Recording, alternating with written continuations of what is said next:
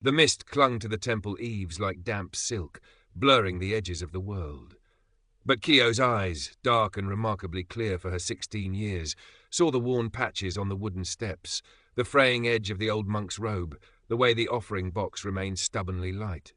Here at the edge of Ueda, a town humming with the rhythm of silk looms in its prosperous heart, the small Fugan temple felt like a forgotten eddy, quiet and slowly diminishing. Kyo swept the fallen maple leaves, her movements economical, practiced. Orphaned young, the temple and its aging head monk, Master Suzuki, were all the family she knew. He had taught her to read the sutras, to write the elegant characters, to count the meager donations, skills that felt both precious and useless in the face of their quiet poverty. Her world was circumscribed by the temple gate, the forest path where she foraged for edible shoots, and the silent acknowledgement of her low place in the rigid order of things. She yearned for something more, a state she barely dared to name. Jiritsu. Self-reliance, a life not dependent on the kindness of others or the whims of fate, a whisper of ambition in the quiet discipline of temple life. Today, the chill in the air felt sharper, mirroring the worry lines around Master Suzuki's eyes. Whispers had reached even the temple grounds, whispers of Kenji, a man whose influence spread like shadow vine through the town's less reputable corners, dealing in untaxed goods and controlling the flow of coin in smoky backrooms. Later that morning, the whispers solidified into unpleasant reality. Two rough-looking men, their kimonos ill-fitting, swaggered onto the temple grounds. Their voices were loud, jarring the morning peace. They spoke of protection, of community support, their eyes lingering on the temple's few remaining presentable ornaments. Master Suzuki met them with quiet dignity, his hands tucked into his sleeves, but Kyo saw the tremor in his thin shoulders. He spoke of lean times, of the spirit's needs over material demands. The larger of the two men scoffed, stepping closer, his hand resting suggestively on the hilt of a short sword tucked into his sash. Kyo, watching from the doorway of the small kitchen, felt a cold knot tighten in her stomach. This was not about faith, it was crude extortion. Acting before thought fully formed, she slipped out, carrying a bucket. As she passed the men, she stumbled, sending a splash of dirty water onto the leader's tabi socks. He swore, startled, momentarily distracted. In that instant, Kyo, her voice clear but respectful, pitched just loud enough. "Forgive my clumsiness, sirs. Master Suzuki was just explaining how Lord Matsudara's tax collectors were quite thorough only last week. He praised their diligence, ensuring all dues were properly recorded." She bowed low, keeping her eyes down. The mention of the local daimyo's officials, implying recent scrutiny and recorded poverty, shifted the dynamic. The men exchanged uneasy glances. Bullying an old monk was one thing, inviting official attention was another. Muttering threats about returning, they turned and left, their swagger diminished.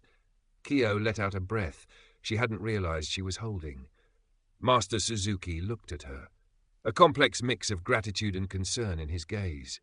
Unseen by them both, leaning against the far wall near the gate, a man had observed the entire exchange. He was lean, dressed in a somber, slightly worn hakama, his face etched with a quiet melancholy that couldn't entirely mask an underlying sharpness. This was Ishikawa Kenzo, a former samurai whose name was once spoken with respect, now living in reduced circumstances on the town's edge. He had seen the girl's quick wit, the calculated accident, the subtle invocation of authority. He saw intelligence where others might see only a quiet temple servant. Intrigued, he lingered until Master Suzuki had retreated indoors, then approached Kyo as she resumed her sweeping. "That was deftly handled," he said, his voice quiet but resonant. Kyo started, bowing hastily. She recognized him vaguely, a reclusive figure sometimes seen purchasing ink or paper. "You possess a keen mind, girl." He paused, studying her. "My household is disordered. I require assistance. In exchange for managing my affairs, ensuring meals are prepared, there would be lodging. And perhaps," he added, a flicker of something unreadable in his eyes, an opportunity to learn things beyond temple walls. Master Suzuki, when consulted, sighed. He knew the temple offered Kyo little future. Ishikawa, though diminished, was educated. With a heavy heart he blessed her departure. Kyo packed her few belongings, a spare cotton kimono, the worn brushes Master Suzuki had given her, and the unnamed yearning for Jiritsu. Stepping out of the temple gate felt like stepping into a different current, swift and uncertain. Ishikawa's residence was less a house than a collection of rooms clinging stubbornly to the memory of status. Dust lay thick on the lintels, the paper screens bore tiers patched with mismatched paper, and the small garden was overgrown. Yet, beneath the neglect, Kiyo saw the elegance of the faded tatami mats, the quality of the wood in the tokonoma post, the silent presence of a sheathed katana resting on a high shelf. Ishikawa himself seemed like his house, layers of past refinement obscured by present neglect. He lived frugally, his income derived from occasionally teaching calligraphy to merchant sons who valued the veneer of samurai culture. He rarely spoke of his past, but Kiyo gleaned fragments, a political misstep, a matter of honor poorly handled during minor domain reforms, leading to his resignation and withdrawal from public life. He was proud, solitary, and profoundly impractical. Kiyo brought order with quiet efficiency. She learned to navigate the local market, stretching Ishikawa's meager funds. She cleaned, mended, cooked simple, nourishing meals. She learned the rhythm of his moods, the long silences, the flashes of intellectual rigor when discussing history or poetry, the pervasive melancholy. More than just managing the household, she began managing him. Seeing his frustration with dwindling students, she subtly suggested preparing cleaner, more presentable examples of his calligraphy for display. Noticing his isolation, she found reasons to encourage brief interactions, asking his opinion on a historical detail she'd read, bringing him tea when a former acquaintance passed by. She never presumed, always framing her suggestions with deference, but her practical intelligence was undeniable. Ishikawa, accustomed to solitude, found himself relying on her quiet competence. He started leaving texts for her, not just sutras, but histories, poetry, even treatises on strategy. He began correcting her writing, explaining complex characters, challenging her reasoning. "A sharp mind needs honing, Kiyo," he'd murmur, looking surprised at his own words. A cautious respect grew between them, the disgraced scholar and the observant orphan, forging an unlikely mentorship in the dusty rooms. One afternoon, Ishikawa tasked Kiyo with delivering a set of scrolls, elegantly brushed poems, to the house of a prominent silk merchant, Master Tanaka. The Tanaka compound, nestled in the prosperous heart of Ueda, was a world away from Ishikawa's faded dwelling. Lacquered wood gleamed, expensive silks adorned the screens, and the air hummed with the subtle energy of commerce.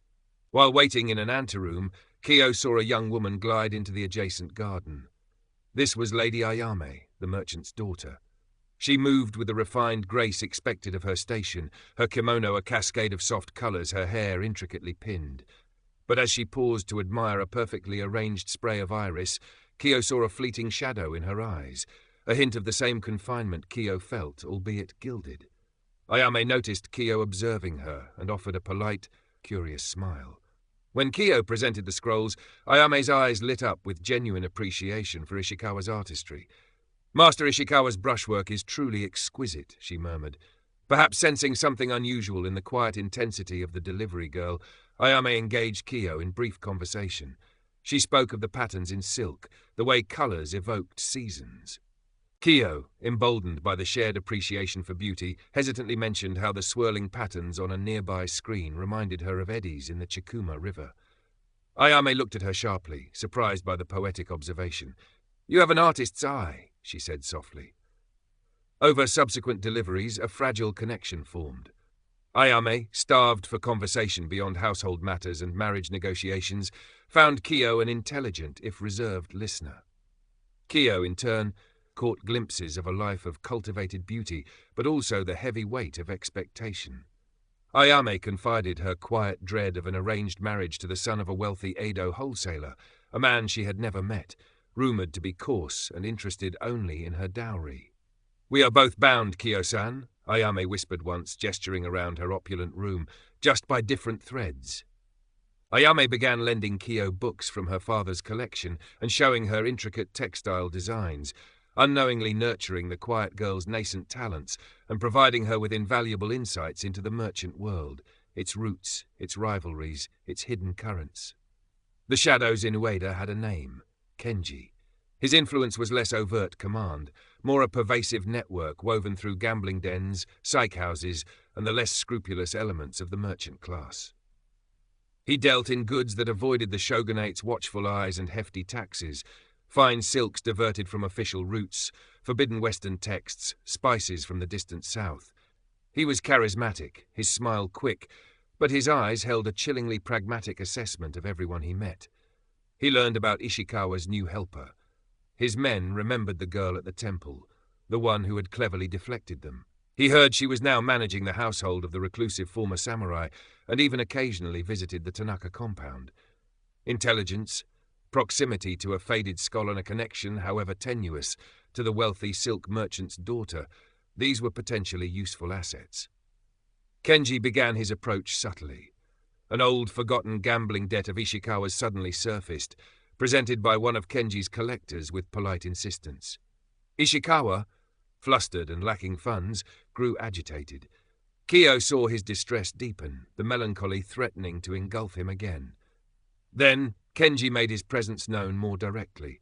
He visited Ishikawa's house himself, under the guise of admiring the scholar's calligraphy. He moved through the worn rooms with an air of assessing ownership, his eyes missing nothing, least of all Kyo's quiet presence. He spoke smoothly to Ishikawa, expressing sympathy for his financial difficulties, hinting that solutions could be found, that connections could be valuable. His gaze lingered on Kyo. "A diligent helper is a treasure, Master Ishikawa," Kenji remarked, his tone light, but Kyo felt the weight of his scrutiny. Such intelligence should not be wasted on mere housekeeping. A few days later, Kenji approached Kyo directly as she returned from the market. He cornered her in a quiet lane, flanked by two impassive guards. "Kyo-san," he began, his voice smooth as oiled silk, "I admire resourcefulness. Ueda can be a harsh place for those without connections, without means." He gestured dismissively towards the direction of Ishikawa's house. "Serving a forgotten man offers little future. Loyalty is commendable, but practicality ensures survival." He stepped closer, lowering his voice. "I have certain business interests, discreet, profitable. I require someone intelligent, someone observant, someone who can handle numbers, or perhaps replicate intricate designs without asking questions." He let the offer hang in the air. "Your master's debt could be forgotten. You could have coin in your purse, security, a measure of respect." He smiled, but it didn't reach his eyes. Or his voice hardened almost imperceptibly. Things could become very difficult for the old scholar. Accidents happen. Debts are collected, one way or another. Kyo's heart hammered against her ribs. This was the convergence of her deepest fears and a twisted version of her ambition. Security offered, but at the price of integrity, bound to this dangerous man. Refusal meant ruin, perhaps violence for Ishikawa, the man who had shown her kindness and fostered her mind. She thought of the dusty scrolls, of Ayame's quiet friendship, of the simple desire for an honest life earned through her own efforts. Kenji saw the flicker of conflict in her eyes. "Consider my offer, Kyo-san. I appreciate swift decisions." He turned and walked away, leaving her trembling in the narrow lane, the scent of cheap perfume and menace lingering in the air. The choice felt like a closing fist around her throat. She had sought jiritsu, but the path Kenji offered led only to a different kind of servitude, darker and more dangerous. Yet the threat to Ishikawa was real, immediate. Her mind raced, searching for a third path, a way through the tightening net. The pressure intensified. Kenji's men became more visible near Ishikawa's house. A delivery of rice was accidentally spilled. A potential calligraphy student was subtly warned away. Ishikawa grew increasingly withdrawn, sensing the closing vice but powerless against it. Kyo knew time was running out. Kenji summoned her again, this time to a back room of a nondescript tea house that smelled faintly of stale sake and gambling debts. He didn't waste time with pleasantries. "A shipment of premium Nishijin silk is arriving from Kyoto," he stated flatly, "intended for Lord Matsudaira's estate, but a portion will be redirected. My associates require the official shipping manifest to be altered. Just a few numbers changed, a seal subtly blurred, a task requiring a delicate hand and sharp eyes." He pushed a folded paper across the low table, a genuine manifest, likely stolen or copied. "And," he added, tapping a small, intricately carved wooden seal, This needs to be duplicated perfectly. It authenticates certain private transactions. He named a time, 2 days hence, when she was to deliver the altered manifest and the copied seal to a specific boatman waiting at the riverside dock. Do this, Kiyo-san, and Ishikawa's troubles vanish. Fail, his eyes hardened, and I assure you his troubles will only be beginning, along with yours. He slid a small pouch of coins towards her. An advance for materials. Kiyo stared at the manifest, the seal, forgery, complicity in smuggling, the path to security paved with deceit. But the image of Ishikawa, frail and broken, solidified her resolve. She couldn't condemn him. But neither could she fully yield to Kenji. There had to be another way. She picked up the pouch, her hand steady despite the tremor within. "I understand," she murmured, lowering her eyes. Kenji nodded, satisfied. He underestimated the quiet girl who had faced down his thugs with nothing but words and spilled water. For the next 48 hours, Kiyo moved with feverish focus. She told Ishikawa she needed seclusion to concentrate on a complex calligraphy exercise he had set her. In the privacy of her small room, she examined the manifest, the seal. Her mind raced, piecing together fragments of knowledge.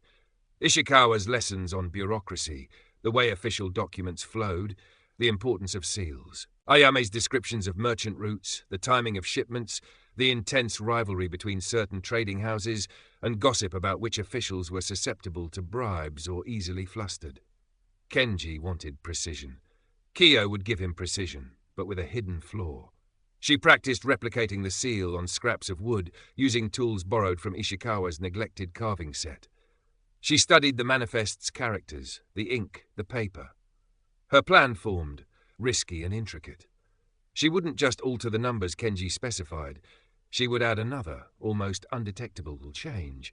A slight modification to the recipient code, one that corresponded not to Kenji's fence, but to a notoriously meticulous, albeit minor, customs official known for inspecting goods bound for a rival merchant house Ayame had mentioned, one Kenji disliked.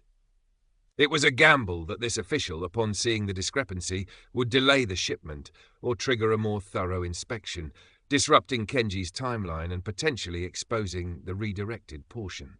For the seal, she carved a near-perfect replica, but introduced a microscopic flaw, a tiny break in one line that would only be apparent under close scrutiny or when pressed firmly, potentially rendering the authentication void if challenged. It was subtle sabotage, designed to look like incompetence or bad luck, not deliberate betrayal. The night before the deadline, her fingers ached, her eyes burned from the strain. The weight of the deception felt heavy, but the thought of Ishikawa's safety and the small spark of defiance against Kenji's control fueled her. She wrapped the altered manifest and the flawed seal carefully in oiled paper. She was ready. Current part characters 4,000. Total characters 5,996. The air by the Chikuma River was thick with the smell of water, mud, and boat tar. Kiyo clutched the small package, her heart pounding a frantic rhythm against her ribs. The designated boatman, a sullen figure chewing on a piece of dried fish, waited by a moored skiff, half hidden in the riverbank shadows. He barely glanced at her as she handed over the package containing the altered manifest and the flawed seal. He grunted, tucking it inside his rough tunic, then pushed off into the sluggish current without a word. Kiyo watched until the boat disappeared around the bend, then turned and walked quickly back towards the town, forcing herself not to run. The waiting was the hardest part. Every distant shout, every unfamiliar face seemed like a harbinger of discovery. She tried to focus on her chores at Ishikawa's house, but her mind kept replaying the risks, the potential consequences. Had the flaw in the seal been too obvious? Would the altered code on the manifest even be noticed by the minor official? Or had she simply handed Kenji the tools he needed, sealing her own fate and Ishikawa's? 2 days passed in agonizing suspense.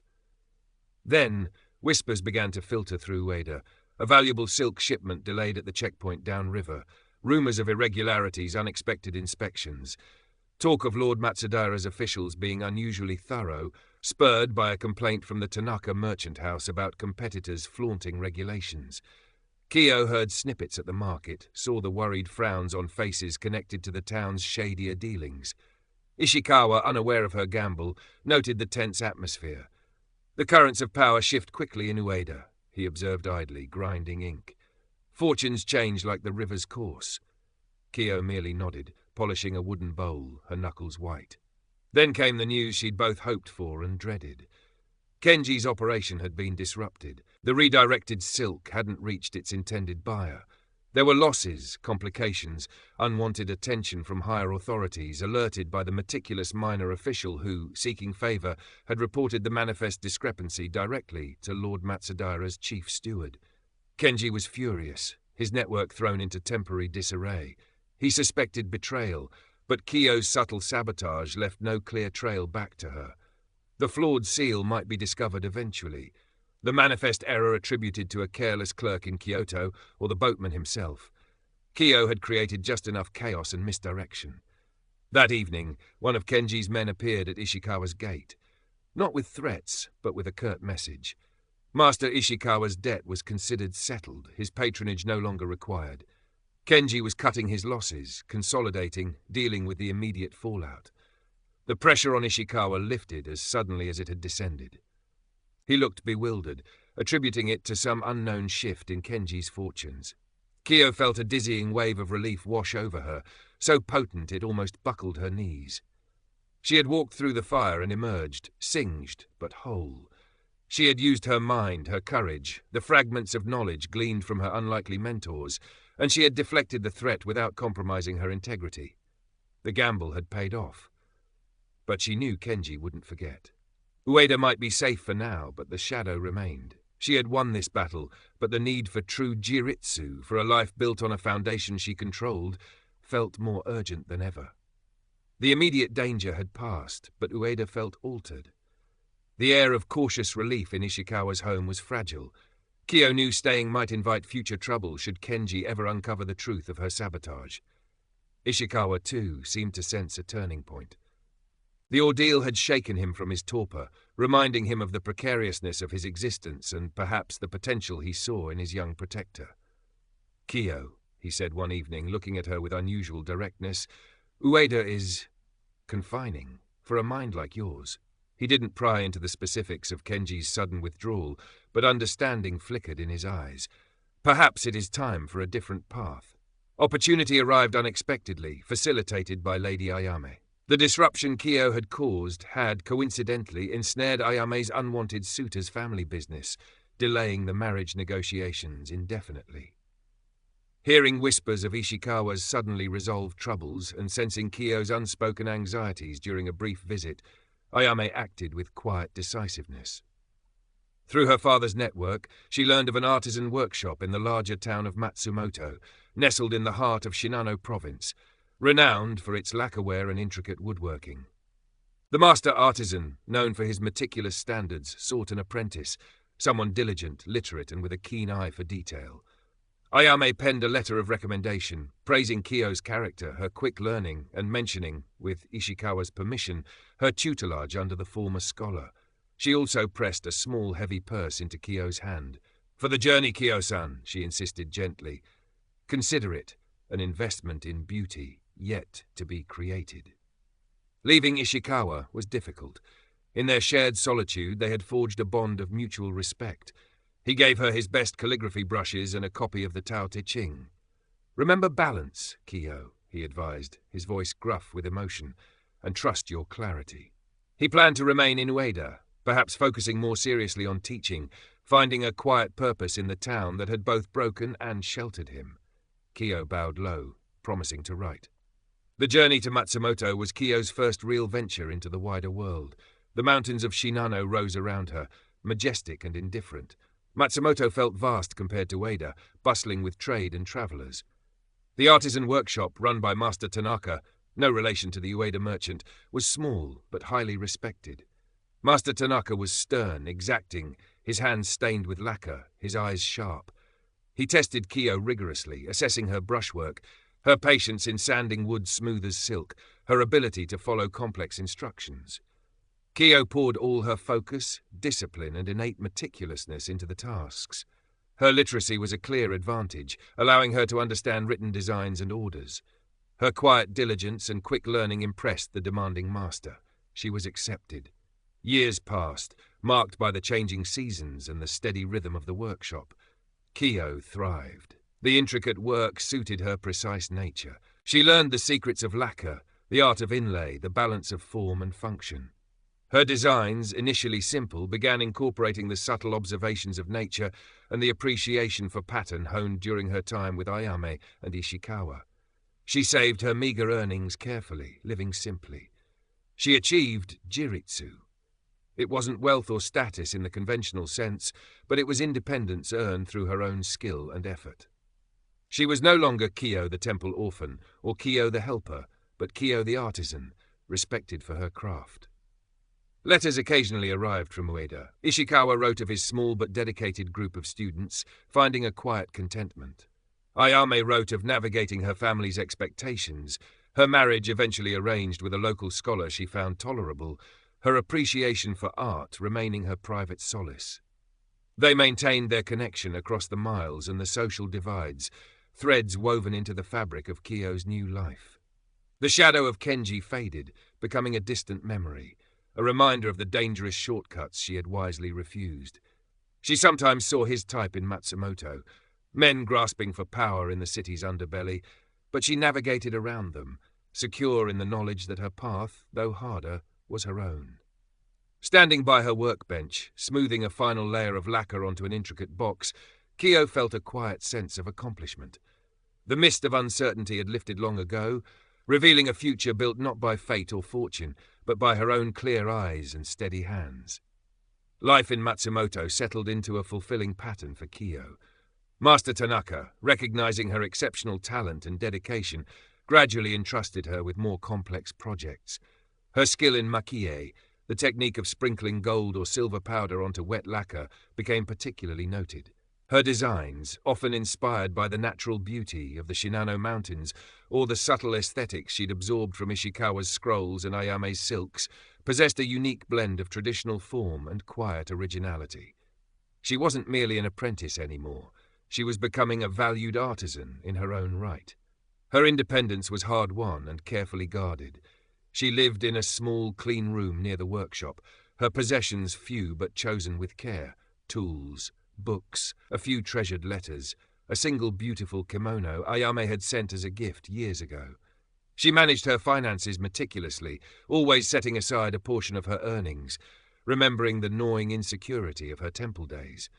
She found satisfaction in the tangible results of her labor, the transformation of raw wood and lacquer into objects of lasting beauty. Her interactions were mostly confined to the workshop and the market, but she carried herself with a quiet confidence that hadn't existed in Ueda.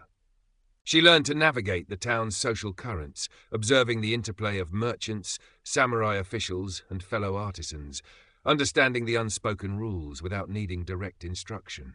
Her past experiences had honed her nunchi to a fine edge. One crisp autumn afternoon, several years after arrival in Matsumoto, a visitor arrived at the workshop seeking Master Tanaka. Kiyo, preparing pigments, glanced up.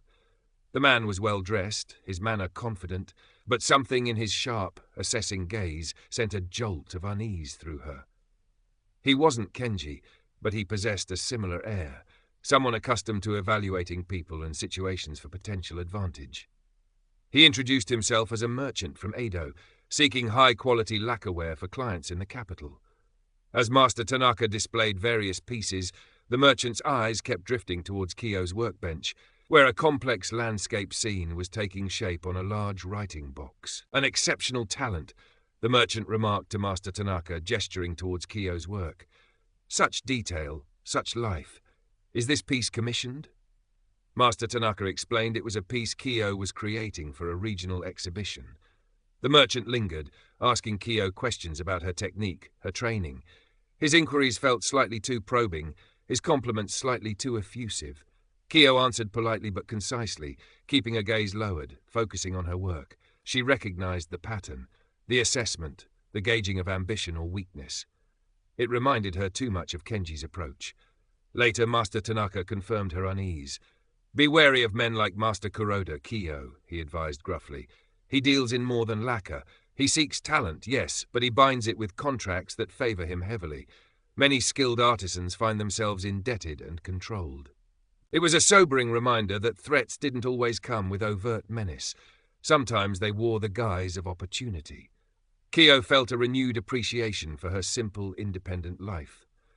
The offer Kuroda eventually made through Master Tanaka, a chance to work exclusively for his Edo gallery with promises of fame and fortune, was politely but firmly declined. Master Tanaka, understanding her reasons without needing them spelled out, supported her decision. "True mastery isn't measured in coin alone, Kyo," he'd said, a rare smile touching his lips. Her correspondence with Ishikawa and Ayame continued, a lifeline to her past and a testament to enduring bonds. Ishikawa wrote of his declining health, but also of the satisfaction he found in his students, one of whom showed particular promise. Ayame wrote about her children, the challenges of managing a large household, and her continued efforts to carve out space for her own interests within the confines of her marriage. She enclosed a pressed flower from her garden, a small symbol of their shared appreciation for fleeting beauty. Kyo treasured these letters, tangible proof that connections forged in difficult times could withstand distance and changing circumstances. She sent Ishikawa carefully chosen medicines she could afford, and small, beautifully lacquered boxes to Ayame, each containing a piece of her present life. She learned, through Ayame's careful phrasing, that Kenji's influence in Ueda had eventually waned significantly after further crackdowns by Lord Matsudara's officials, though he himself had vanished, likely seeking opportunities elsewhere.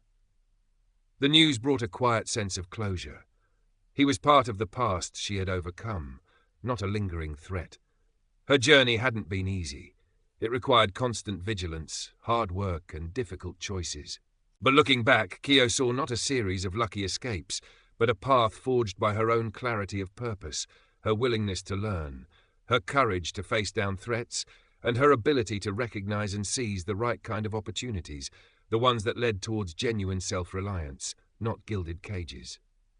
The niche theme of her life wasn't just survival, it was transformation, shaped by the tools she possessed within herself.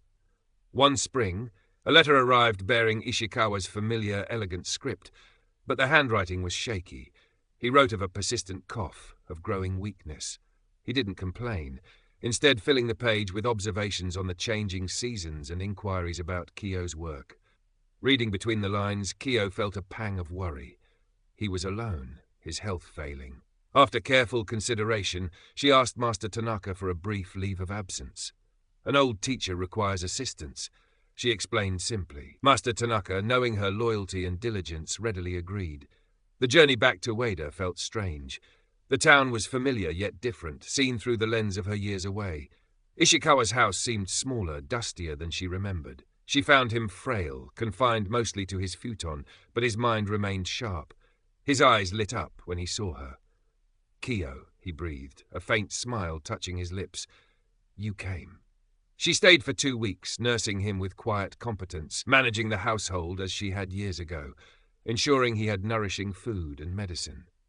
They spoke little of his illness, instead sharing stories, her life in Matsumoto, his observations on his students, reflections on poetry and history. It felt like closing a circle, repaying a debt of kindness that went beyond mere lodging. She read to him from his favorite texts, her voice calm and steady in the quiet rooms. Before she left, Ishikawa pressed a small, worn book into her hands, his personal copy of Musashi's Book of 5 Rings. "Strategy is not just for warriors, Kyo," he whispered. "It is for living deliberately." Kyo knew it was likely the last time she would see him. The farewell was unspoken, but deeply felt. Back in Matsumoto, Kyo immersed herself